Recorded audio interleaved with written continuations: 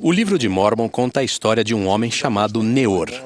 É fácil entender porque Mórmon, ao resumir 1000 anos de registros dos nefitas, tem achado importante incluir alguma coisa sobre esse homem e a influência duradoura de sua doutrina. Mórmon procurava alertar-nos, sabendo que aquela filosofia surgiria novamente em nossos dias. Neor apareceu em cena cerca de 90 anos antes do nascimento de Cristo. Ele ensinou que toda a humanidade seria salva no último dia, porque o Senhor havia criado todos os homens e também havia redimido todos os homens, e no fim todos os homens teriam vida eterna. Cerca de 15 anos mais tarde, surgiu Corior entre os nefitas, pregando e ampliando a doutrina de Neor. O livro de Mórmon registra que ele era um anticristo, pois começou a pregar ao povo contra as profecias que haviam sido proferidas pelos profetas relativas à vinda de Cristo. A pregação de Corior declarava que não poderia haver expiação para os pecados dos homens, mas que o quinhão de cada um nesta vida dependia de sua conduta. Portanto, cada homem prosperava segundo sua aptidão e cada um conquistava segundo sua força. E nada que o homem fizesse seria crime. Esses falsos profetas e seus seguidores não acreditavam no arrependimento de seus pecados. Como nos dias de Neor e Corior, vivemos pouco antes do advento de Jesus Cristo. Em nosso caso, na época da preparação para a sua segunda vinda. E da mesma forma, a mensagem de arrependimento muitas vezes não é bem-vinda. Alguns afirmam que se houver um Deus, ele não faz exigências reais. Outros sustentam hoje que um Deus de amor perdoa todos os pecados com base na simples confissão. Ou, se há realmente um castigo para o pecado, Deus nos castigará com uns poucos açoites e ao fim seremos salvos no reino de Deus. Outros, como Corior, negam a própria existência de Cristo e do pecado. Sua doutrina é que os valores, os padrões e até a verdade são todos relativos. Assim, seja o que for que a pessoa ache certo, não pode ser julgado por outras pessoas como sendo errado ou pecaminoso. Superficialmente, essas filosofias parecem atraentes porque nos dão licença para satisfazer qualquer apetite ou desejo sem preocupação com as consequências. Usando os ensinamentos de Neor e Corior, podemos racionalizar e justificar qualquer coisa. Quando os profetas proclamam o arrependimento, isso chega como um balde de água fria. Mas, na realidade, o chamado profético deveria ser recebido com alegria. Sem arrependimento, não há progresso verdadeiro e a vida das pessoas não melhora. Fingir que não há pecado não diminui seu fardo e dor. Sofrimento por causa do pecado em si não muda nada para melhor. Somente o arrependimento nos leva ao patamar mais elevado e iluminado de uma vida melhor. E é claro, somente pelo arrependimento é que temos acesso à graça expiatória de Jesus Cristo e da salvação. O arrependimento é uma dádiva divina e deveríamos ter um sorriso no rosto quando falamos dele.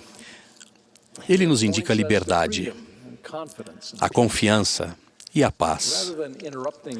Em vez de interromper a comemoração, a dádiva do arrependimento é o verdadeiro motivo da celebração. Somente por causa da expiação de Jesus Cristo é que existe a opção do arrependimento. É seu infinito sacrifício que proporciona aos homens meios para que tenham fé para o arrependimento. O arrependimento é a condição necessária, e a graça de Cristo é o poder pelo qual a misericórdia pode satisfazer as exigências da justiça. Nosso testemunho é este. Sabemos que a justificação pela graça de nosso Senhor e Salvador Jesus Cristo é justa e verdadeira. E sabemos também que a santificação, pela graça de nosso Salvador e Senhor Jesus Cristo, é justa e verdadeira para todos os que amam e servem a Deus com todo o seu poder, mente e força. O arrependimento é um assunto extenso, mas quero hoje mencionar apenas 5 aspectos desse princípio fundamental do Evangelho que espero sejam úteis. Primeiro, o convite ao arrependimento é uma expressão de amor. Quando o Salvador começou a pregar e a dizer: "Arrependei-vos, porque é chegado o reino dos céus", foi uma mensagem de amor, um convite para todos os que se qualificassem para reunir-se a Ele e desfrutar as palavras da vida eterna neste mundo e a própria vida eterna no mundo vindouro. Se não convidarmos as pessoas a mudar, ou se não exigirmos o arrependimento de nós mesmos, deixaremos de cumprir um dever fundamental que temos uns para com os outros e com nós mesmos. Um pai ou mãe permissivo, um amigo indulgente, um líder da igreja medroso, estão, na realidade, mais preocupados consigo mesmos do que com o bem-estar e felicidade daqueles a quem poderiam ajudar. Sim, o chamado ao arrependimento é por vezes considerado como algo intolerante ou ofensivo, chegando até a gerar ressentimento, mas guiado pelo Espírito é na realidade um ato genuíno de zelo. Segundo, arrependimento significa esforço para mudar. Estaríamos zombando do sofrimento do Salvador no jardim do Getsemane e na cruz se esperássemos que Ele nos transformasse em seres angélicos sem esforço real de nossa parte. Em vez disso, buscamos Sua graça para complementar e recompensar nossos esforços mais diligentes. Talvez, tanto quanto oramos por misericórdia, devêssemos orar pelo tempo e a oportunidade de trabalhar, lutar e vencer. Certamente o Senhor sorri para aquele que deseja se apresentar dignamente para o julgamento, que trabalha resolutamente dia após dia para transformar fraqueza em força. O arrependimento real, a verdadeira mudança, pode exigir contínuas tentativas, mas há algo de refinador e santo nessa luta. O perdão divino e a cura fluem naturalmente para essa alma, porque, de fato, a virtude ama a virtude, a luz se apega à luz, e a misericórdia se compadece da misericórdia e reclama o que é seu.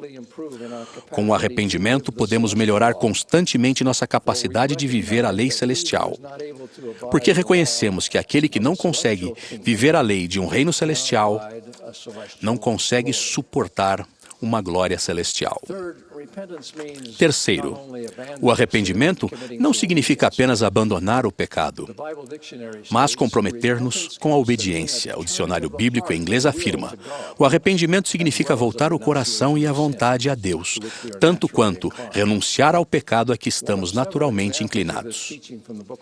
Um dos vários exemplos desse ensinamento no livro de Mórmon se acha nas palavras de Alma a um de seus filhos: "Por conseguinte, eu te ordeno, meu filho, no temor de Deus, que te abstenhas de tuas iniquidades, que te voltes para o Senhor com toda a tua mente, poder e força." Para o nosso voltar ao Senhor ser completo, Ele precisa incluir nada menos que um convênio contínuo de obediência a Ele.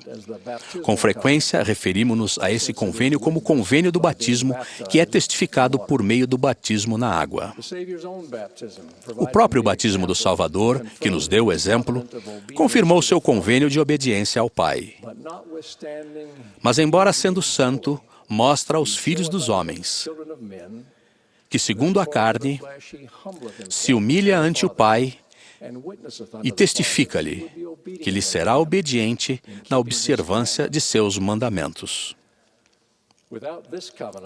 Sem esse convênio, o arrependimento permanece incompleto e a remissão de pecados não é alcançada.